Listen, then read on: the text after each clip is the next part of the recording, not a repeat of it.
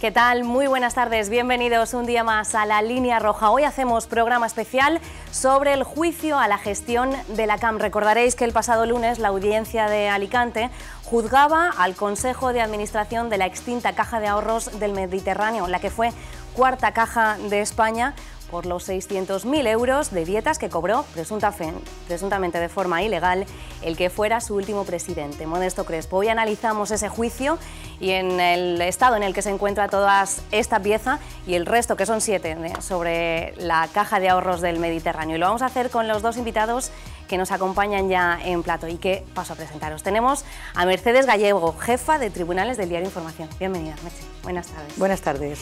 Y a José María Asencio, catedrático de Derecho Procesal de la Universidad de Alicante. Bienvenido, José María. Buenas tardes. Gracias, buenas tardes. Bueno, como decíamos, el lunes se hacía esa primera sesión de la vista oral contra el máximo órgano de administración de la CAM. Pero, Merche, para ponernos en situación y analizar este punto desde el principio, queremos saber en qué punto se encontraba la CAM cuando Crespo estaba cobrando esos 300.000 euros al año. ¿De qué periodos estamos hablando? Estamos hablando de un periodo en el que la CAM ya estaba en caída o en precaída libre. O sea, Crespo es nombrado presidente del Consejo de Administración, presidente de la CAM, perdón, en junio, julio del 2009, y él percibe estas dietas hasta prácticamente un mes antes de la intervención de la Caja por el Banco de España. Creo que el último plazo lo cobra hacia mayo de 2011 y la intervención es en julio del siguiente mes. Luego, es un periodo en el que la Caja no se podía permitir muchos dispendios, máxime cuando la Caja nunca había pagado a un presidente. Era la primera vez que un presidente en la historia de la Caja percibía una remuneración por ocupar ese cargo. Decíamos que esta es una de las 7 piezas de las que consta este juicio en torno a la CAM. Ponnos en situación brevemente, ¿cómo va el resto? Vamos, en el Diario Información tuvimos que hacer una guía, lo titulamos Guía para no perderse en el entramado judicial de la CAM, porque efectivamente es un macroproceso, pero que se ha ido desgajando en 7 procedimientos, de los que este es el tercero que se juzga. Se juzgó en su momento un caso similar, que eran las dietas que percibió el presidente de la Comisión de Control, un proceso donde estaban acusados el presidente Juan Ramón Avilés, el que era entonces presidente de esa comisión, y el exdirector general Roberto López Abad, un caso que se saldó con una absolución ratificada por el Supremo.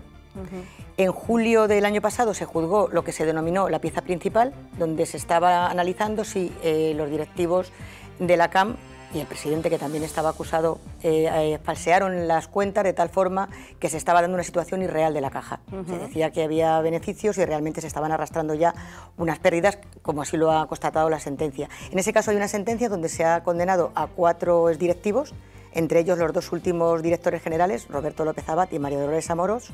Se absolvió al expresidente, a Modesto Crespo, y está pendiente de recurso en el Supremo.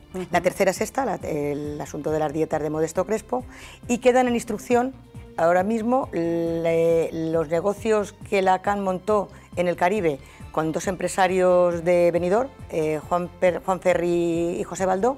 Eso está todavía pendiente de diligencias, estaba pendiente de diligencias, ha habido ya un procesamiento, con lo cual eso está ya cerca de que se pueda formular acusación.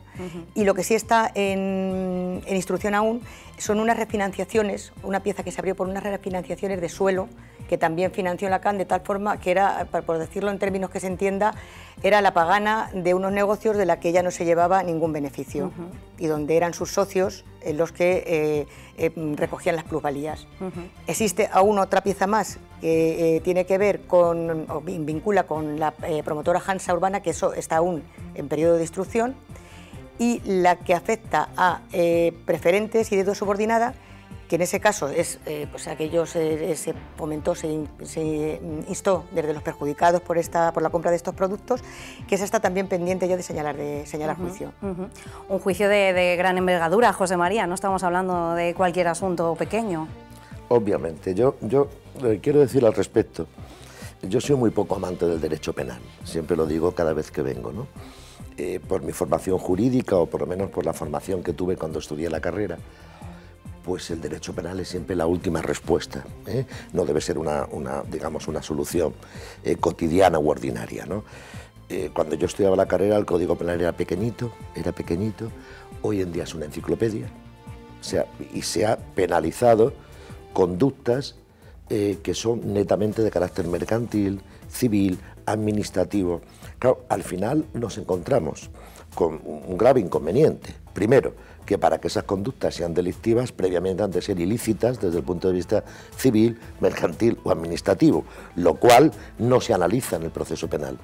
Y en segundo lugar, con los límites que tiene el proceso penal, que es el derecho a la presunción de inocencia, etcétera, que eso no pasa en el proceso civil. Entonces creo que estos procesos tienen muy mal futuro. O sea, yo entiendo que todas estas cuestiones que se están planteando, tal vez la vía oportuna debería haber sido previamente ir a la vía mercantil, civil y alguna a la vía penal. Y en este sentido no tengo información y me pierdo. ¿Pero beneficia o perjudica a los implicados? Ay, me parece que, en primer lugar, a los implicados, quiero decir, a los perjudicados. A ver, en principio en el proceso penal se acumula la acción civil. Por lo tanto, tú vas a un proceso penal y puedes acumular igualmente la acción civil, la acción de responsabilidad, la indemnización correspondiente, etcétera. Pero el problema es que los órganos penales no tienen preparación ni formación en estas materias de carácter mercantil, donde hay unos juzgados de lo mercantil, que son juzgados especializados. Entonces, claro, muchas veces se están dando, aunque no creamos lo contrario, resoluciones que perjudican a los perjudicados, valga la redundancia, por la falta de formación de los órganos penales en materias que requieren una especialización, sobre todo el derecho mercantil o el derecho bancario, es complicadísimo. Entonces esto me preocupa. Creo que a lo mejor se sale perjudicado, aunque bueno, acabado el proceso penal, tú puedes ejercitar la acción civil, puedes renunciarla e ir a otro sitio, no hay ningún problema. Pero en principio el sistema español no está pensado para procesos penales complejos, llevarlos y acumular la acción civil. No está pensado. Es el único país del mundo donde tienes que acumularla obligatoriamente, salvo que la renuncies o la reserves cuando acaba el proceso penal al cabo de 10 años. En otros países se puede hacer de manera paralela. Entonces yo pediría un poquito de reposo y de serenidad, incluso por el propio bien de los perjudicados, que al final pueden estar, como está pasando, 20 años sin cobrar. Yo, cierto es, parte de lo que dices en el sentido de que quizá falta formación, efectivamente, en los órganos judiciales para temas de envergadura mercantil, financiera, que últimamente lo están copando los... Claro. Es cierto que yo eso sí que lo he visto, y no solamente aquí en los juzgados, en los órganos judiciales de Alicante, eso lo he visto en procesos que se están llevando en la Audiencia Nacional, donde tú ves claramente que el tribunal va perdido.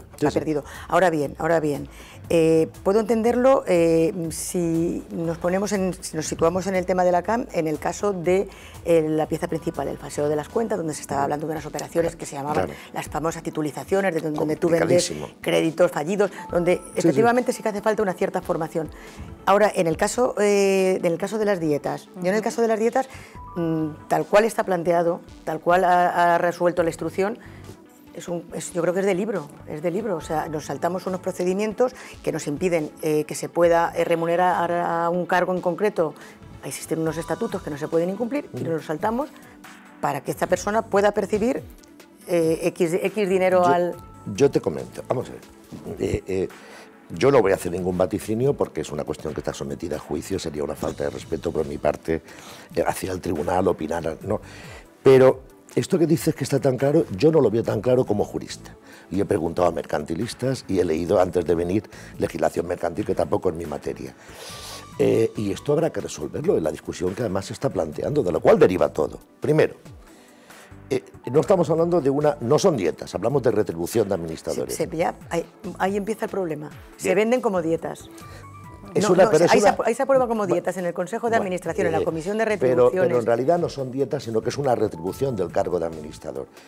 Yo no sé lo que se hablaba, o sea, la Caja de Ahorros, yo tengo muy claro que los estatutos prohibían que ese cargo fuera retribuido salvo las dietas ordinarias de existencia y tal. No sé si podía modificarse, pero bueno, este no es el tema. Tinser, que es una sociedad, que aunque esté participada al 100% por la Caja de Ahorros, es una sociedad de responsabilidad limitada, se modificaron los estatutos. Bien, y esa modificación dio lugar a que pudiera el Consejo de Administración, el presidente, cobrar, ser retribuido en una cantidad determinada. En aquel momento, ahora es distinto, ahora la Ley de Sociedad de Capital establece muchos más requisitos para la retribución de administradores. En aquel momento no, 2 grandes condiciones objetivas, pero claro, no conocemos primero esa modificación de estatutos, no la conocemos. O sea, yo no la conozco, por tanto no puedo hablar. No sé si es legal o ilegal, al margen de que aunque fuera ilegal desde el punto de vista mercantil, podía haber una responsabilidad también mercantil de devolución. Pero si esa modificación fue legal, difícilmente hay delito de administración desleal. Me explico. Yo lo que veo es que el escrito de acusación del Ministerio Fiscal, que lo tengo desde hace muy poco, ¿no? A mí no me da datos.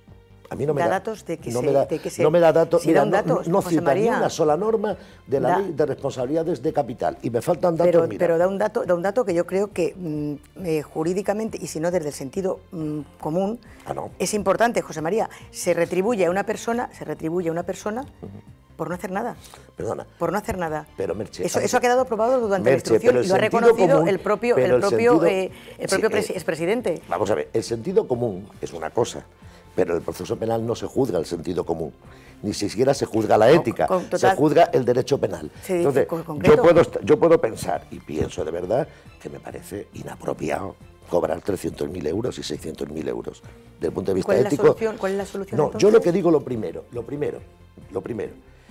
No lo sé si el tema es legal o no legal, que es lo que se está discutiendo precisamente. Hablábamos antes de que las defensas, unas dicen que el acuerdo del Consejo de la CAN era nulo y en consecuencia tal, otras dicen que era válido, pero aunque fuera nulo, mi pregunta es, ¿y la Junta de Accionistas de Tinser, que es la que realmente acuerda, el representante de la CAN, socio único, tenía poderes al margen del Consejo de la CAN? Ese dato no lo tengo, porque tenía un poder general.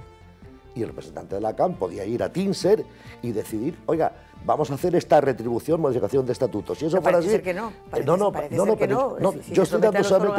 Yo estoy dando solamente... En principio, por cómo discurrieron los acontecimientos, pero digo, no tengo datos. Los datos es que se presentan a la Comisión de Retribuciones, y la Comisión de Retribuciones lo aprueba y se presenta al Consejo de Administración. No, pero no estoy diciendo esto. Lo que estoy diciendo es que quien aprueba realmente esto, el órgano que acuerda la modificación de estatutos de Tinser, es la Junta de Accionistas de Tinser, la de noviembre, me parece, que es la que acuerda modificar estatutos, etcétera.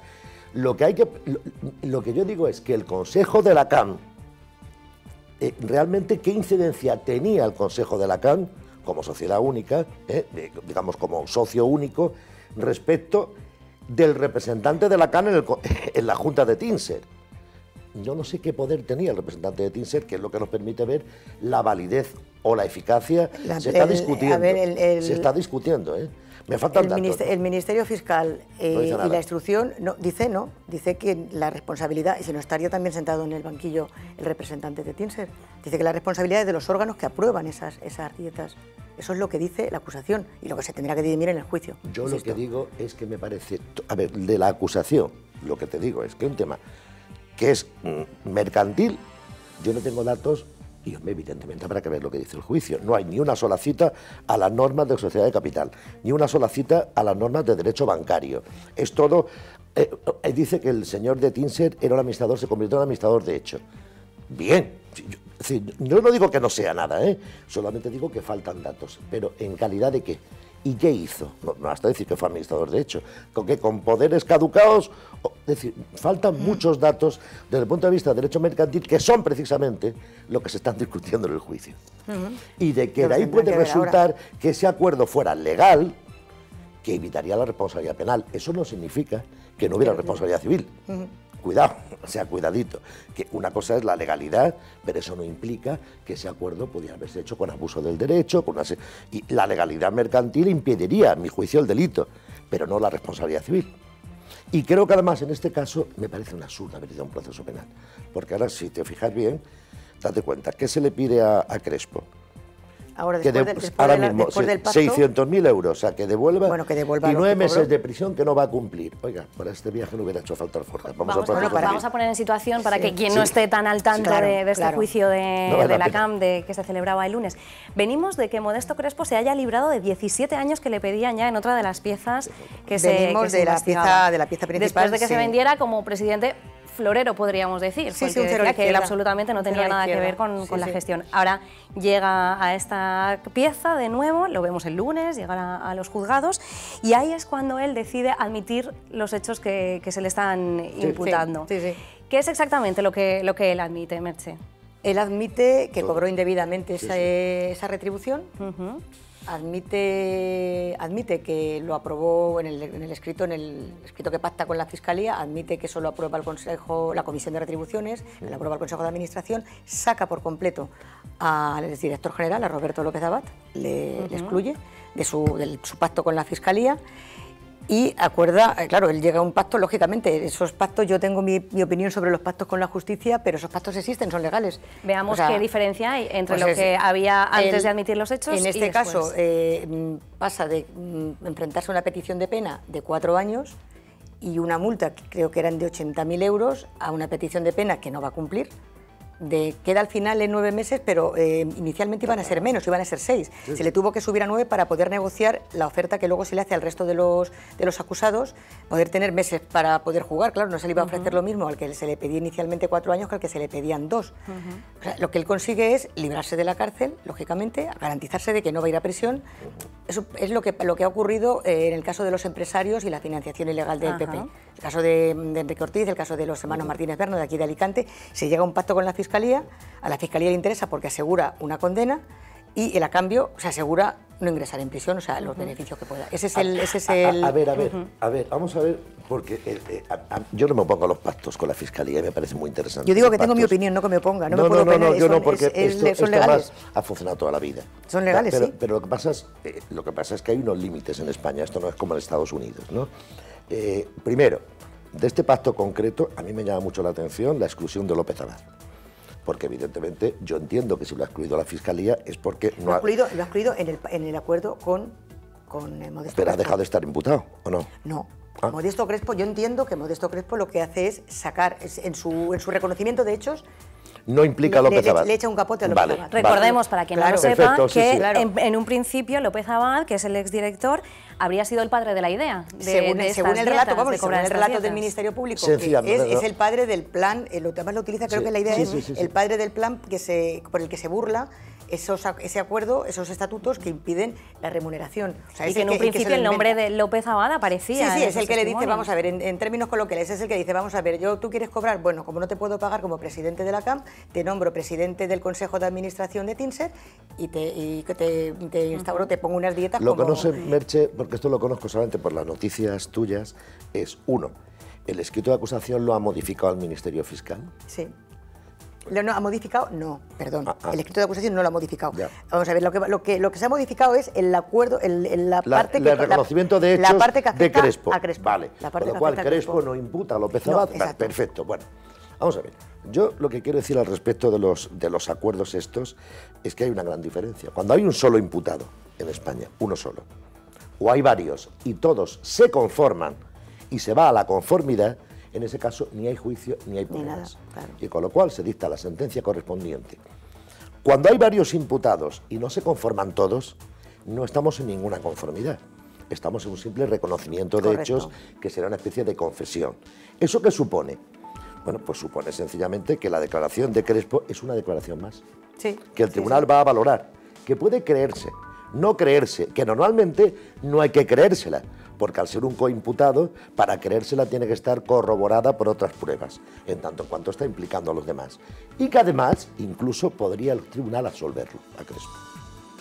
Es decir, lo que consigue es que como el fiscal rebaja la petición de pena y el tribunal nunca puede condenar a más de A lo más de pedido, que pide el fiscal, claro. ahí se ha asegurado Lo eso. que ha asegurado Modesto Crespo es que no le van a pedir, jamás le van a condenar a más de lo que pide el fiscal por esos 9 meses. Exacto. Él cuando declare, porque tiene que declarar el juicio, Sí, que sí, como sí, dice sí. José Sí, María, sí. efectivamente se va a celebrar, si hubiera una conformidad, Sí, se está no hubiera celebrando. habido procedimiento. No hubiera habido. Él le tocará seguramente el día 4 de junio, será el primero en declarar, y él probablemente dirá, no declaro, que fue fue lo mismo que hicieron en Madrid los empresarios. No declaro, me remito al acuerdo con la Fiscalía.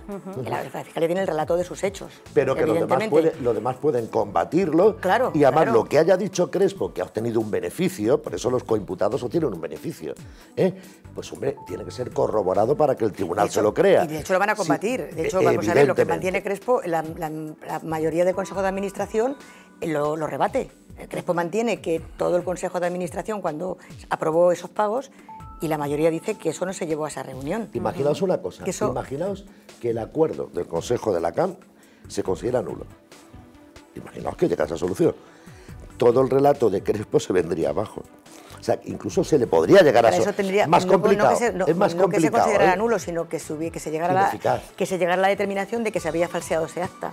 No necesariamente, no nulo, ineficaz. Por ejemplo, pueden decir, mire usted, es que en la Junta de Accionistas de Tinser, el representante de la CAN tenía un poder general para modificar estatutos sin necesidad de, que no lo sé, insisto que esto hablo sin conocer datos, pero el representante de la sociedad, que era la CAN, en Tinser, podía tener un poder general que le permitiera esa modificación o, por el contrario, estar vinculado a una decisión del Consejo. Pero aquí lo que se está dirimiendo aquí es esa aprobación de esa remuneración, José María. Sí, pero me estoy refiriendo solo a que quien al final tiene que acordar esto y elevarlo a escritura pública, la modificación, es Tinser. Es la Junta de Socios de Tinser, que es la CAM. Pero Tinser es la CAM, es que Tinser es 100% la CAM. Sí, pero la CAM, lo que hay que ver, insisto de nuevo, si el representante de la CAM en Tinser necesitaba el acuerdo del Consejo de la CAM para modificar estatutos o no. Yo no lo sé, José María, no lo sé, pero yo entiendo que si eso fuera así, ese representante estaría donde están el resto de los acusados. Por eso digo que me faltan datos, o no lo sé. Sigamos analizando la estrategia que ha seguido Crespo, ahora veremos también la que han seguido el resto de consejeros.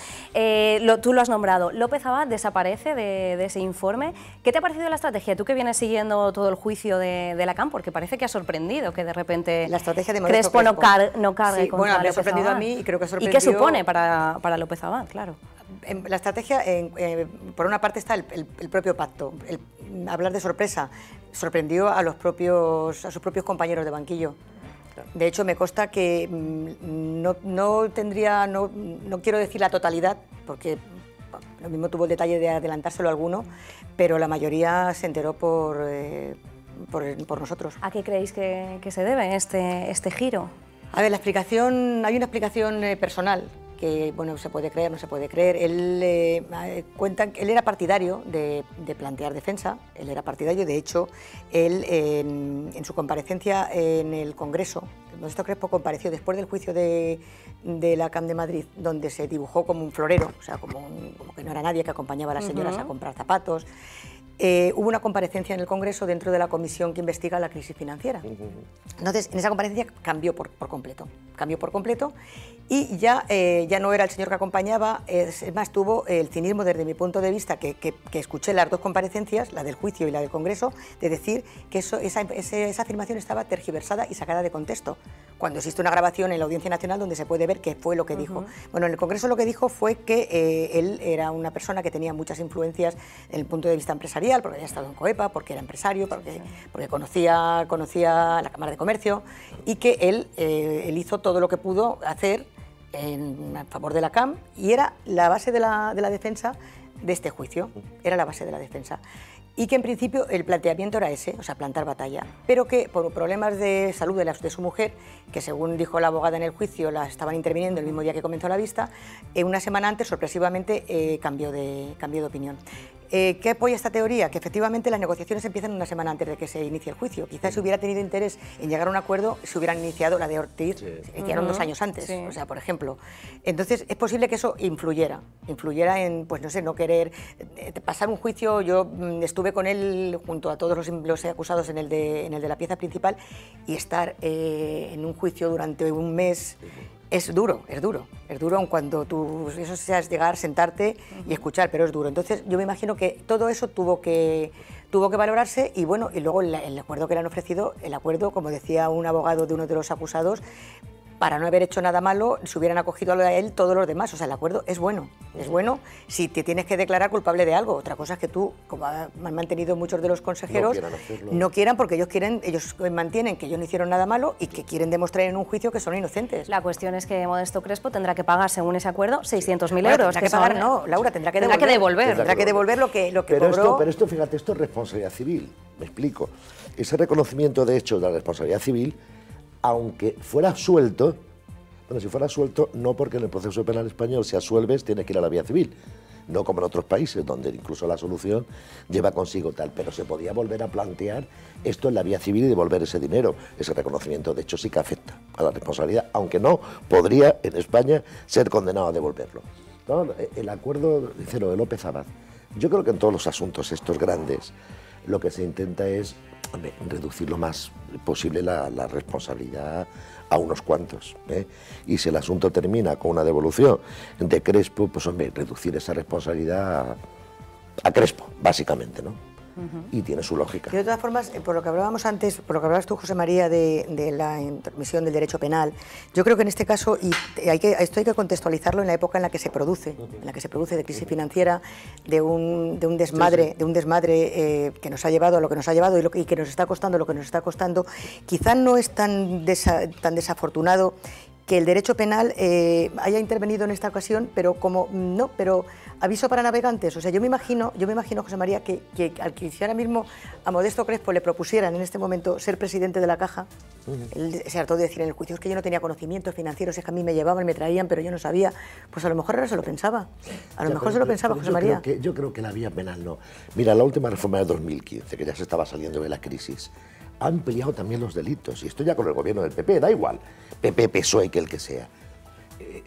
Delitos que se meten, es decir, la actividad privada, que nunca eran delitos, y te digo lo peor, no puede un juez de instrucción, un juez de lo penal, tener esa formación nunca, porque los tipos penales tienen lo que se llaman las cuestiones prejudiciales, que son elementos mercantiles, elementos administrativos, que no puede conocer un juez de lo penal, porque requieren una especialización. De hecho, hay un orden contencioso administrativo, un orden laboral, que no puede, pero que no puede haber un superjuez en una situación de una complejidad extrema. Vamos a ver, ¿tú crees que hubiera devuelto esos 600.000 euros Modesto Crespo si no tuviera una petición de cárcel a una semana vista sobre sus espaldas? Yo pienso que toda la vida... El último que cobró fue en mayo del 2011, estamos en mayo de 2018. ¿Se ha visto? ¿Ha pedido disculpas por eso? Yo lo que digo es que toda la vida ha funcionado, el orden civil, el orden contencioso, perfectamente se han devuelto las cosas sin necesidad de ir a la vía penal. No ha habido una crisis del nivel financiera, lo que quiero decir, del nivel de la que estamos. Lo que quiero decir sencillamente es que yo entiendo que tiene que haber una serie de delitos en esta sociedad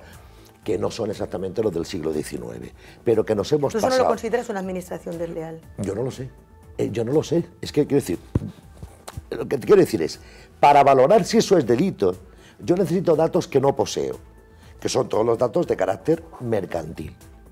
Claro, porque son delitos que se basan en un ilícito civil y mercantil previo.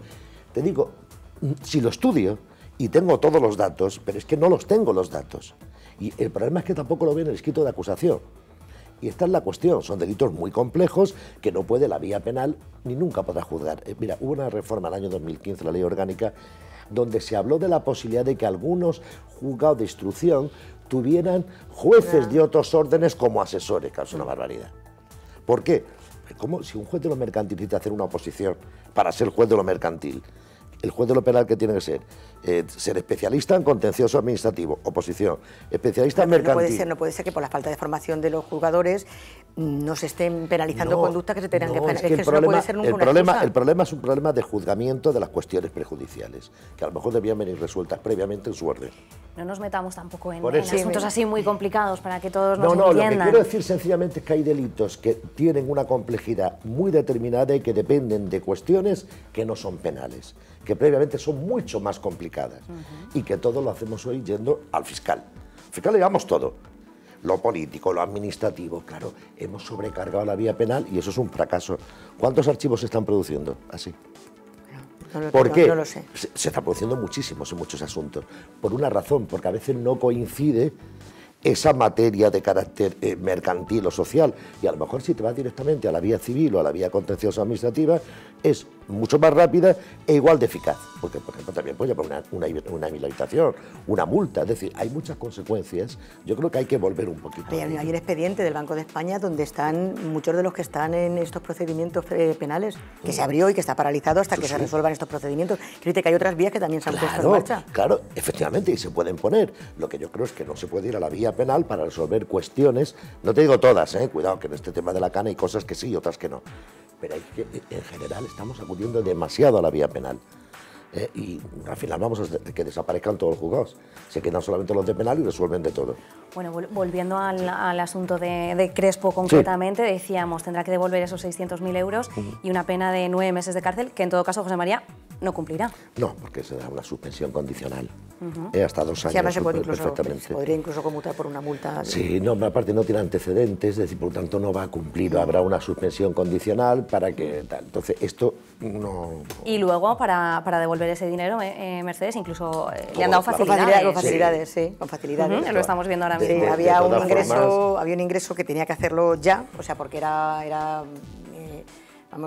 o existía ese ingreso o no había acuerdo, no había pacto, que fueron 200.000 euros, y luego en 4 cómodos plazos hasta el 2020. Lo cómodo, os digo una cosa, como nos ponga a nosotros una multa de 600.000 euros devolver, no Vamos, cuesta. Yo no lo sé porque yo no lo sé, yo nunca los he cobrado. No creo que tenga problemas. No, estamos de acuerdo, ¿no? No creo que tenga problemas en principio, Crespo, para pagar esta No, pero que es multa. normal también. O sea, para devolver este dinero. Es normal también que cuando se trata de devolver cantidades así se establezcan plazos. Sí, está establecido, o sea, sin problema. Puede pedir un préstamo, pero vamos, el caso es que eso sí que lo va a hacer, devolver 600.000 euros, está claro. Es preceptivo. Perfecto, pues seguimos analizando ahora las estrategias. Hemos visto la de Modesto Crespo, vamos a seguir viendo también la de los otros acusados en un minuto. Nos vamos a publicidad, lo he dicho, un minutito de nada y enseguida estamos de vuelta. Hasta ahora.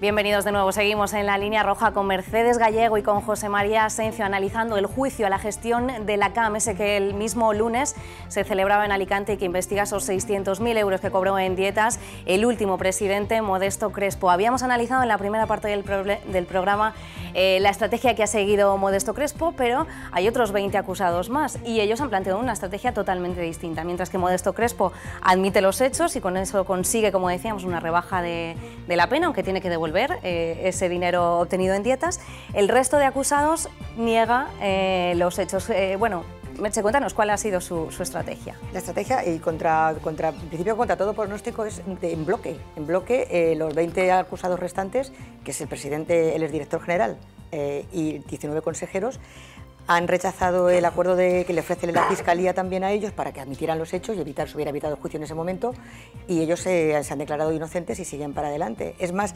hubo en el día posterior, el viernes es cuando se conoce que Crespo ha llegado a ese acuerdo. Claro, se produce un revuelo. Porque en principio todos iban a una. No iban a, vamos a ver, no iban a una, no, claro, en principio todos iban defendiéndose, claro, todos iban diciendo, no, unos decían que era legal el acuerdo y otros decían que no. Pero todos que no lo optaban por sabían, defenderse. pero todos estaban por defenderse. O sea, salta la noticia de que ha llegado Crespo a ese acuerdo con la Fiscalía, y claro, el revuelo, os podéis imaginar, entre el resto de los abogados y los acusados, pues fue impresionante. Durante el fin de semana hay múltiples contactos. De hecho, a las 7 de la tarde del domingo hay una reunión en el huerto del cura de Elche, una reunión que no es mayoritaria, pero van representantes de no llegan a los 10 abogados, intentando llegar a un acuerdo, intentando decir, vamos a llegar a una estrategia común y vamos a alinearnos en las mismas filas que Modesto, vamos a decir, y pactamos. Claro, ¿qué pasa? Los consejeros... Querían pactar. Pero claro, pero con una cosa que era imposible, querían una absolución, querían una retirada de cargos en el caso de los consejeros, porque la mayoría de los consejeros plantea que se la metieron, hablando en plata, que ellos no sabían que ese acuerdo se había llevado no que no lo sabían, sino que no se había llevado ese acuerdo al Consejo de Administración, y ellos mantienen desde el principio, desde el inicio de la instrucción, que se manipuló el acta y que una vez que se aprobó el nombramiento de Crespo como presidente del Consejo de Administración de Tinser, se manipula y se introduce y con una remuneración. Es muy raro cuando hay otros que dicen que sí que se discutió. Sí, vamos a ver, pero son los menos. Ahí está, es que ese es el tema. Sí, pero si unos dicen que se llevó y se discutió. Vamos a ver, mantienen los miembros de la Comisión de Retribuciones, los 3 miembros de la Comisión de Retribuciones, y es más, uno de ellos, Luis Esteban, dice que solamente se vio en el Consejo en la Comisión de Retribuciones, no en el Consejo. O sea que sí, que la teoría de que, la teoría de que no se llevó al Consejo por el número que lo mantiene y por el perfil de los consejeros, yo creo que una parte de esos consejeros no se enteró. O sea, no se enteró, pero eso no les exime de responsabilidad desde mi punto de vista, porque para firmar el acta se tiene que leer, y ese acta luego se tuvo que leer antes de firmarla. El acta se firmaría sin ningún tipo de control. No hay ninguna responsabilidad, ningún proceso respecto del acta. No, me refiero a responsabilidad profesional. Tú estás allí como consejero de una entidad. Pero que digo que esa defensa respecto de que, mire usted, esto se ha incorporado al acta, una cosa no discutida, hombre, hubiera existido... Eso hubiera sido una falsedad. Claro, y no se ha hecho.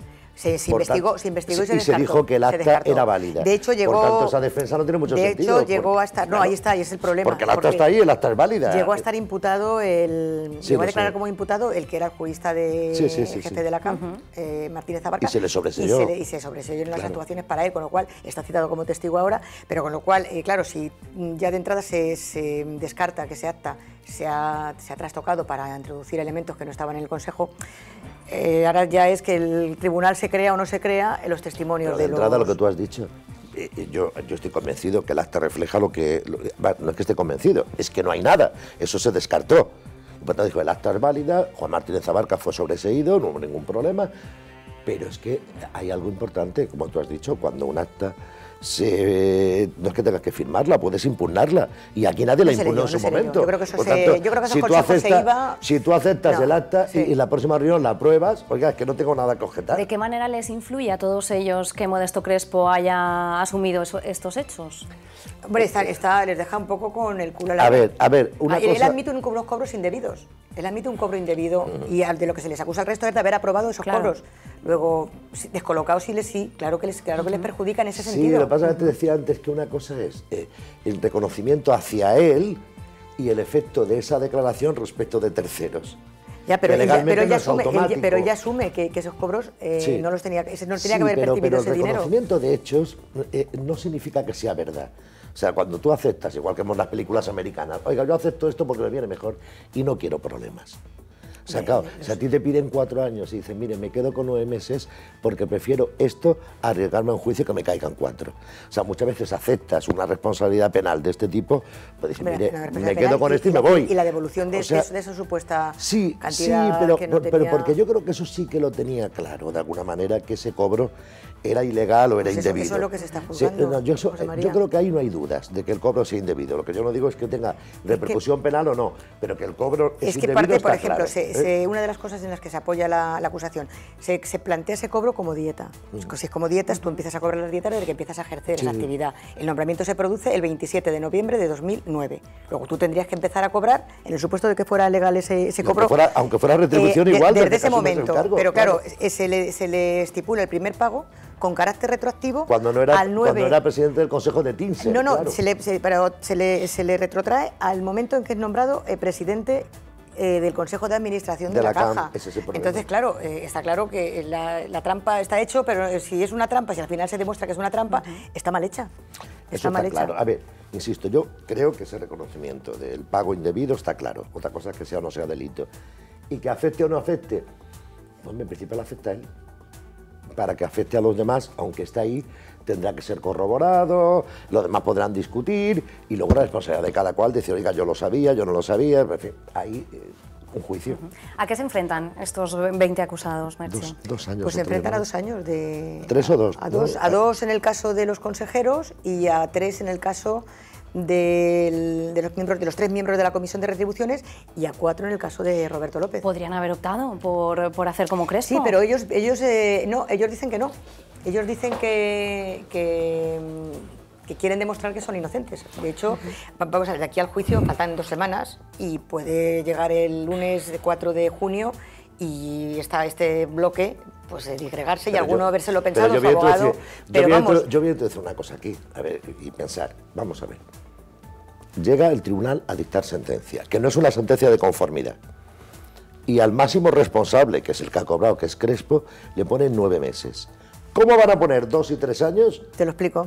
Ya, perdona. Te lo explico, no, te lo voy a explicar ahora mismo. Es que se tienen que aprovechar. José María, el traje de los casos, el caso de los trajes de Camps. 4 acusados. 4 acusados de un cohecho pasivo impropio por recibir trajes. 2 admiten los hechos, se les condena. Víctor Campos y Rafael Betoret. 2 se declaran inocentes, van a juicio y un jurado les absuelve. Sí. Mismo caso, 2 sentencias diferentes. Claro, pero cuidado, eso es distinto a esto, que si tú mañana... Todos en el juicio, los 20 más Crespo. Crespo, que además es el, digamos, el number one en el tema, le condenas a 9 meses porque ha llegado a un acuerdo de reconocimiento de hechos que no es conformidad, ¿eh? Que no es conformidad. ¿Cómo vas a meterle a los otros 2 y 3 años? Es decir, yo entiendo que la sala... ¿Y cuál es el punto intermedio, entonces? A ver, que yo creo que la sala, si los condenara a los otros, no podría condenarles por razones de lógica, a más de lo que ha condenado lo que condena a un señor que primero hubiera apoyado ese tal y además era el mayor beneficiado. O sea, que de apoyar esto, a no ver una conformidad, de condenarlos, vamos, yo creo que faltaría la lógica. Lo que podría hacer, condenarlos a más de 9 meses a nosotros. Hay ejemplos donde ese sinsentido se produce. Sí, pero como tú dices, efectivamente, tú te conformas. Y además te conformas, luego no vas a juicio, además eran piezas separadas, si no me equivoco, ¿eh? Creo que eran piezas separadas el tema de lo de Camps, porque si no tenían que haber ido a juicio. Además, era el mismo, no, era el mismo caso, solo que en mi caso no era el mismo caso. Sí, pero era jurado y no se someten a jurado y hay otra regla. Era el mismo caso, solo que 2 se conformaron. Hay otra regla, exactamente, y antes del juicio. Por tanto, además con un jurado que la cosa cambia, ante el tribunal profesional, hay cambia. Yo te digo que eran hechos similares. A nivel procesal es diferente en el caso del jurado, ¿eh? Porque hay una conformidad previa ante un tribunal y no es ante el jurado. Y se produce una solución. O sea, es de mejor calidad el otro. Pero en este caso que ha habido una conformidad, que pasa el juicio, y el máximo 9 meses, ¿con qué cara le pones 3 años a los otros? Es decir, yo creo que si yo estuviera en el tribunal, diría, pues si les condeno 9 meses como mucho. Porque entonces que dicen, no, mire usted, por no confesar, le meto 3 años. No por no conformarse, por no haber confesado. Por eso digo que yo tengo mi opinión sobre esos tipos de pactos, siendo no poniendo en duda su legalidad, sino que pues los pactos no están regulados bien. Yo creo que pueden ser injustos para dentro de un procedimiento con varios... Mira, y que tampoco buscan saber ese tipo de pactos, lo que no buscan nunca es saber la verdad. Al pacto le interesa llegar a un acuerdo. O sea, ¿qué pasa con el tema de... Perdonar que retrotraiga el tema de Gürtel, pero es muy similar al tema de los empresarios. Se llega a un pacto, los empresarios declaran que ellos pagaban pagaban al partido a través de Gürtel. Y la Fiscalía dice, ya tengo mi condena, yo me quedo con esto. No sé, yo fiscal quiero saber, bueno, ¿y pagabas a cambio de qué se pagaba? ¿Qué obtenías a cambio? Sois contratistas públicos, vamos a investigar, esté o no esté prescrito, pero vamos a ver qué ha pasado ahí. No interesa, se llega al pacto, la Fiscalía tiene ya... El modelo de proceso penal americano, el de las películas que vemos constantemente, que te rebaja, en Europa se ha ido metiendo poco a poco, y es verdad, no es tanto la verdad lo que interesa. Lo que interesa es llegar a una solución lo más rápida posible, que beneficie a todos y que se resuelva el conflicto. Entonces, hay gente que acepta siendo inocente porque prefiere no arriesgarse y dice, mira, más vale un buen acuerdo que un mal pleito, y hay gente que por el contrario dice que no y pelea. Pero no está bien regulado todavía en España, pero sencillamente porque eso es una reforma de un modelo distinto que se va introduciendo poco a poco en España y en Europa. Pero los problemas son estos. Yo te digo, moralmente, si yo fuera magistrado, yo no les meto a esto si les condeno más de 9 meses. Porque entonces, si yo me condenan a más de 9 meses, en el caso de los 20, por no haber confesado, cuidado que no es conformado, no haber confesado los hechos, yo recurro y llego hasta el Tribunal Constitucional y digo, oiga, tengo derecho a guardar silencio, a no confesarme culpable. Y por ejercer mi derecho a no confesarme culpable me meten 2 años más que a este señor que ha confesado. Claro, esto constitucionalmente no te lo tragas. O sea, y me parece que esto beneficia, en todo caso, beneficia a los demás. Beneficia a los demás porque pueden ser absueltos y les condenan es que no veo posible que les condenen a más. ¿Y tú crees, ves factible en este caso que la Fiscalía ya planteara, en vía de conclusiones a definitiva, una rebaja en la petición de pena? Yo lo que creo que igual lo que tendría que hacer la Fiscalía es esto, o conformarse con lo que tiene y cerrar el asunto. ¿Conformarse con lo que tiene? ¿En qué sí, sentido? yo creo que ya Crespo ha reconocido, pues cierra el asunto y olvídate. Porque, se lo hubiera hecho ya el otro día. Pues es lo que yo hubiera hecho. Lo hubiera hecho el otro día, no. Es lo que yo hubiera hecho. La Fiscalía le hace una oferta a ellos que... ¿Les interesa mantenerse unidos? ¿Creéis que habría muchas diferencias en este juicio si ahora alguno se lo piensa después de la confesión de Crespo? El bloque que mantiene que esos pagos nunca se pasaron por esa reunión, yo creo que a ese bloque sí le interesa mantenerse unido. Pero de todas formas, todo lo que sea plantear en el juicio cuestiones jurídicas sobre lo que estábamos hablando antes, de la nulidad, de la validez, de no sé qué, son dudas. Y la duda en el proceso penal beneficia siempre a los imputados. Va a ser de todas formas un procedimiento interesante, claro, también por el nivel de la abogacía de los... Que es alto. El nivel es alto, entonces va a ser un procedimiento bonito. Y lo decía, muy mercantil, y la duda, lo que puede dar lugar es decir, mire, aquí hay dudas sobre la legalidad, a solución. Podría haber una solución. Claro, el problema es, ¿esa solución afectaría también a Crespo? Necesariamente. Necesariamente, aun cuando si han admitido los hechos. Si se dice que el acto es nulo también para Crespo. Entonces, yo por eso creo que la Fiscalía se la juega. Se la juega. Porque si se la juega la defensa, puede resultar absuelto Crespo. Con el problema de los 600.000 euros que no se podía condenar a responsabilidad civil. Claro, yo creo que se la está jugando. Yo soy fiscal, consigo eso. Yo me quedo con esos 9 meses, 600.000 euros y adiós muy buenas. ¿Y con qué argumentos se retira la acusación para el resto? Bueno, pues el mismo argumento, es decir, con ninguno, porque como en el escrito de acusación no hay argumentos jurídicos mercantiles, pues meter alguno y decir, mire usted, es que resulta que el acto era no sé qué. Pues lo mismo que lo otro, ¿no? Yo creo que se la juega. Estamos pensando en esto, se la juega porque una solución igual se queda sin nada. Y una condena de los otros no puede superar, por lógica, lo del mayor responsable.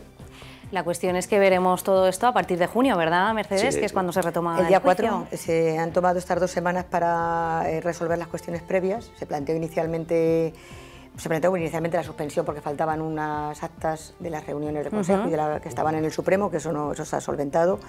Se planteó la legitimidad del representante de la acusación popular y particular, que es un letrado de Murcia, que él asegura que está... ¿Se ha retirado? No, él está ahí. El que se ha retirado ha sido la fundación. Sí se ha retirado, pero este es Diego de Ramón, que es el abogado que ha representado en todos estos procesos afectados. Dice que representa como a cerca de 1 millar.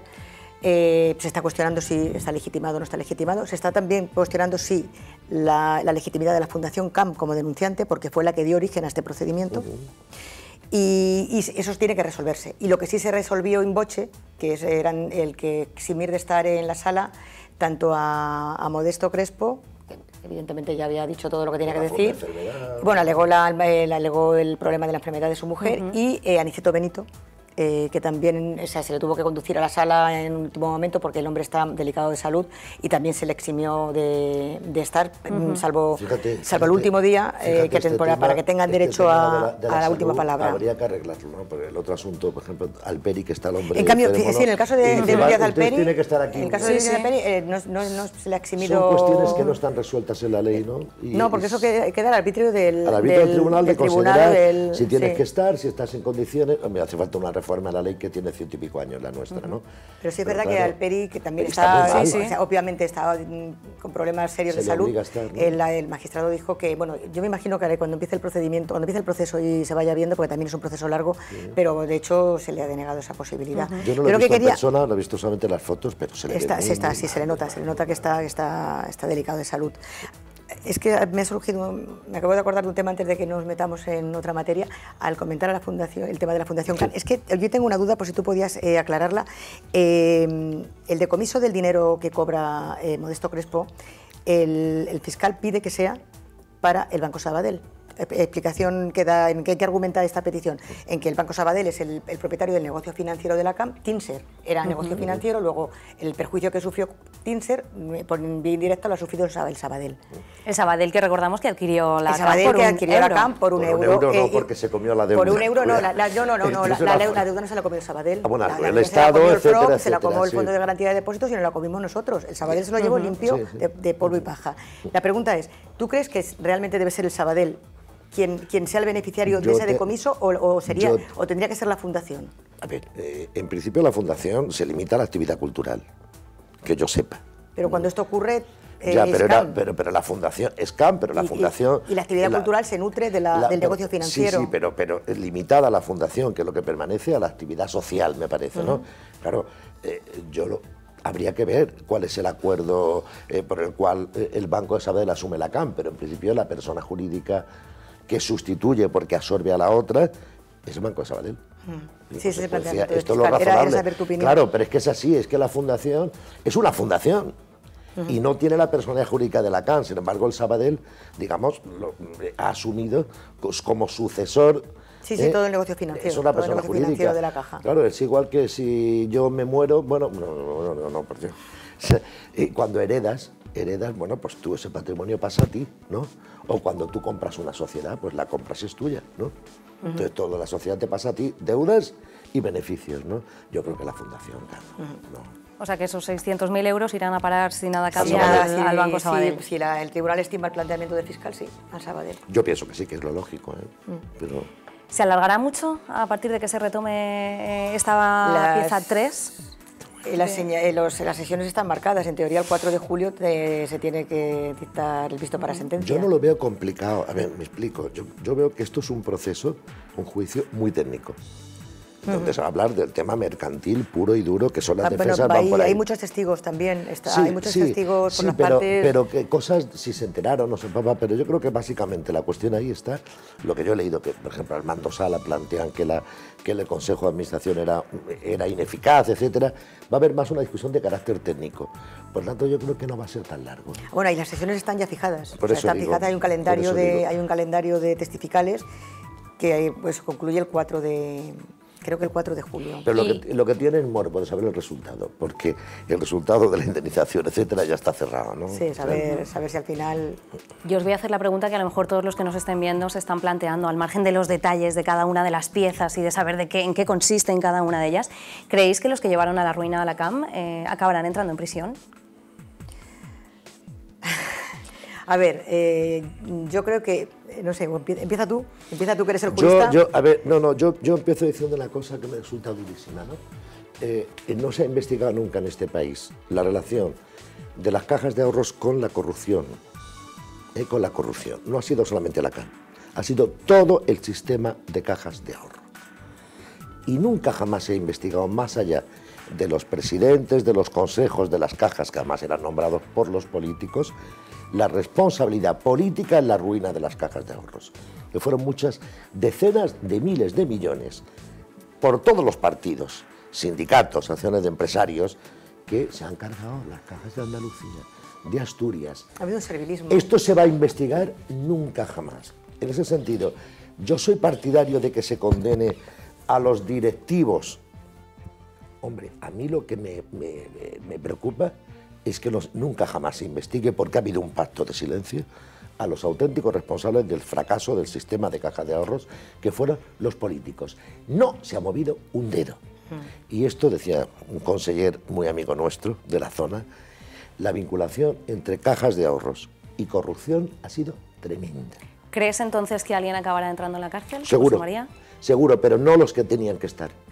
Creo que la clase política española ha arruinado el sistema de cajas de ahorros, que era modélico para los ciudadanos, modélico para la obra social, y que desgraciadamente no va a responder quien tiene que responder, que eran los auténticos responsables de lo que pasaba. En la sentencia de la pieza principal hay un párrafo del magistrado Martel, el ponente, donde dice que a los condenados no son los únicos, contribuyeron a la ruina de la Caja, viene a decir más o menos, pero no fueron los únicos.